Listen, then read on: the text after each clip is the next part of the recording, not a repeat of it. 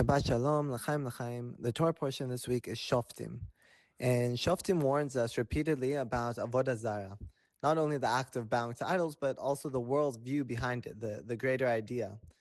And the Torah is deeply concerned with any ideology that pulls us away from holiness. So in ancient times, people were far more connected to Hashem than we are today. They lived with prophecy and miracles and a palpable sense of Hashem's presence in their lives. And so it's specifically because of that spirituality, because it was so real to them, that they were tempted by alternative spiritual experiences, even destructive ones. And so idolatry back then was much more enticing because it offered a worldview that competed with holiness. And today, our idols don't look like statues. They look like culture. A striking example is something that I saw in the Modern Fashion Collective.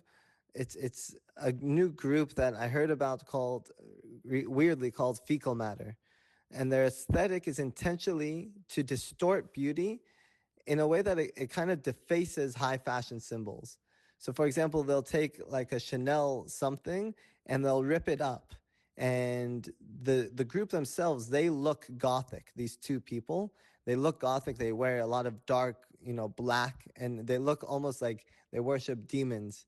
But they are taking the highest brands, changing them, and it's become like the new thing. And this mirrors the ancient worship of Baal, where the ritual was that you would defecate before the idol, and it expressed that holiness itself could be desecrated, that nothing is sacred. Everything is just lowly and nothing, and that's how they worship this idol. So these designers are simply expressing an artistic vision of that same ideology. The ideology behind their work reflects this idea that nothing is sacred. And it celebrates the shock and the emptiness and the erasure of meaning in society. So something like Prada or Chanel, which has established itself for its artistic presence and the culture, they're erasing it and defecating on it in a way.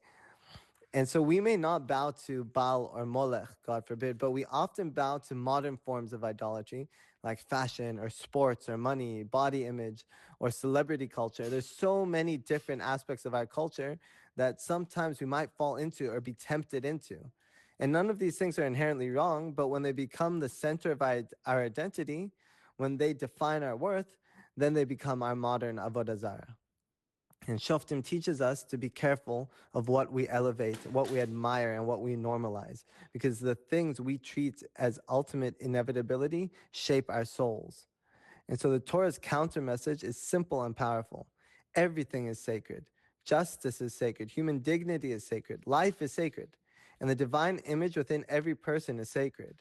And so the Torah itself is the most meaningful, beautiful, and enduring masterpiece ever given to humanity. In a world that often says nothing matters, Shoftim reminds us to answer that everything matters.